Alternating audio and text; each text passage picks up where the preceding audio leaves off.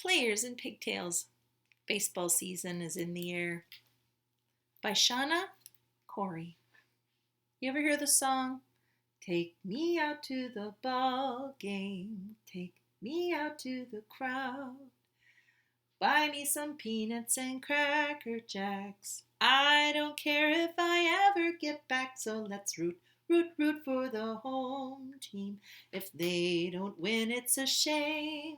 For it's 1, 2, 3 strikes, you're out at the old ball game. Did you know that was only the second chorus?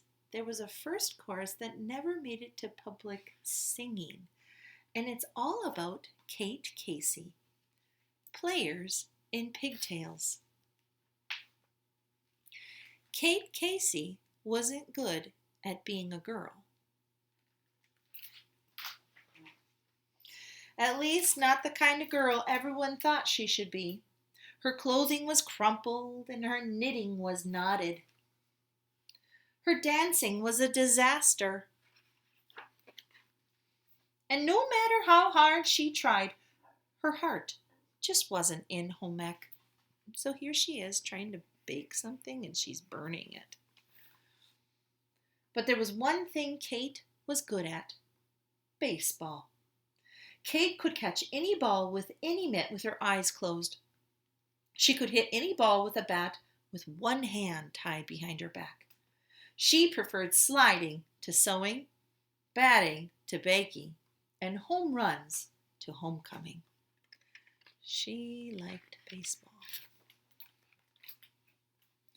Her parents were not pleased at all. Why not piano or painting? They pleaded. What good is baseball to a girl? But Kate wouldn't be swayed. She walked baseball, she talked baseball, she even dreamed baseball. She loved baseball so much. You can see it in her room. But it was a boy sport. Not a lot of girls were doing these things in public. She went to the baseball park every chance she got. She loved hot dogs, she loved peanuts, and she loved shouting and singing. But most of all, she loved watching the professional players play baseball. Sometimes she even dreamed and imagined she was one of them. But every spring she showed up for the Fairfield High team tryouts, and every spring she was turned away without even getting to try. Better stick to ballet, the boys said. What good is baseball to a girl? So just because she was a girl, they weren't letting her try out. But baseball was starting to change. America was at war, and more of the country boys, including the professional baseball players, were going off to fight. The fields were almost empty, and the fans were getting frantic. That's what they did on the weekends. They went and saw a baseball game. But if everybody's fighting in the war, there's nobody there to play. Even President Roosevelt was worried. What was the country without a national pastime? So he was the one that said, we need to have baseball.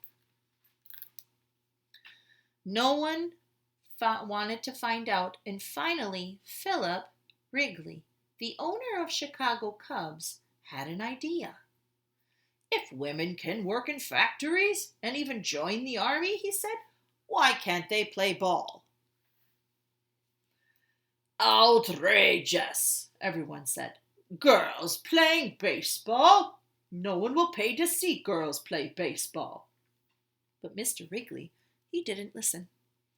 He went out and sent out 30 scouts to find players for his league, the first and the only girl professional baseball league.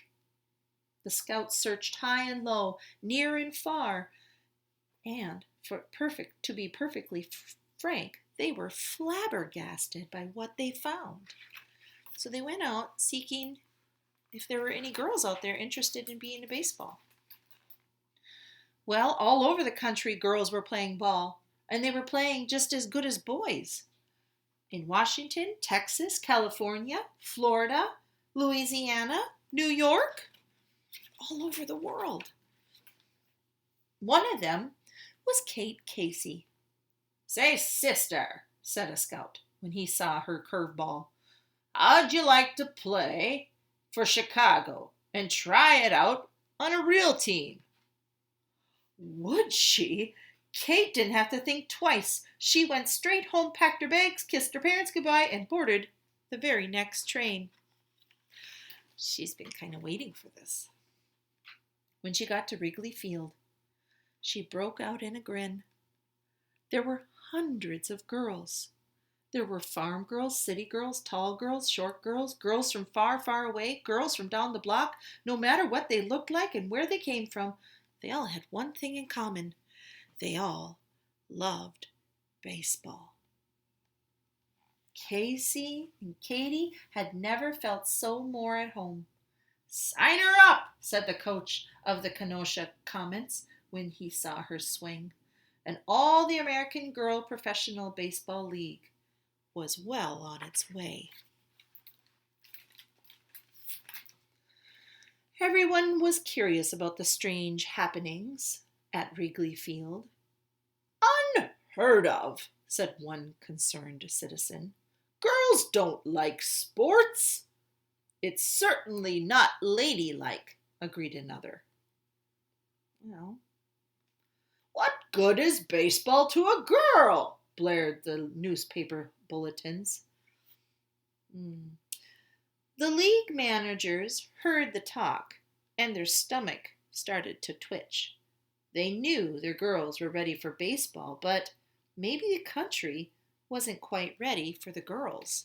So it was very different for people to start accepting girls to play any kind of sport other than just be a mom, or which is being a mom is great, but sometimes they wanted to do other things too. The managers decided to launch an emergency campaign to show that the country just how ladylike baseball could be. First, they designed special uniforms for the girls to wear. "Dresses?" said Katie. But she shrugged and she put one on. After all, at least she was getting to play baseball. And the managers signed the teens up for charm school. "Pinkies out, girls! Posture!" cried another teacher. "Think swans!" Finally, it was time for the big test. The girls were graceful, they were elegant, they were perfectly charming, and they were ready to play ball. So they put them in school to act like a lady because people thought they weren't acting like ladies if they were going to play baseball. On opening day, 16 swan-like players emerged from each locker room and onto the field. But something wasn't right. Kate heard giggling in the stands. It grew louder and louder.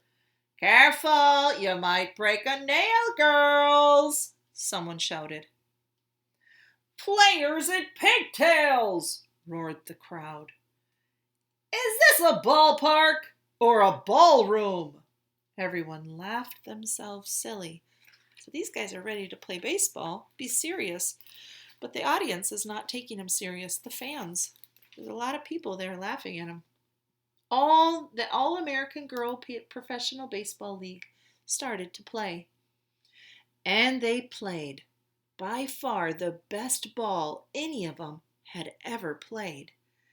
By the bottom of the ninth, the score was Rockford Peaches 9, Kenosha Comets 6. The bases were loaded, and Kate Casey was up to bat for the Comets.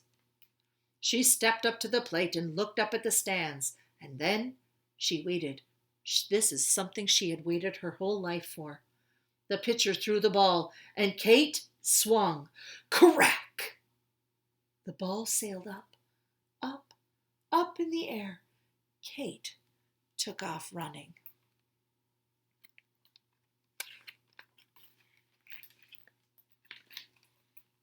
Well, "It's a grand slam home run!" shouted the announcers.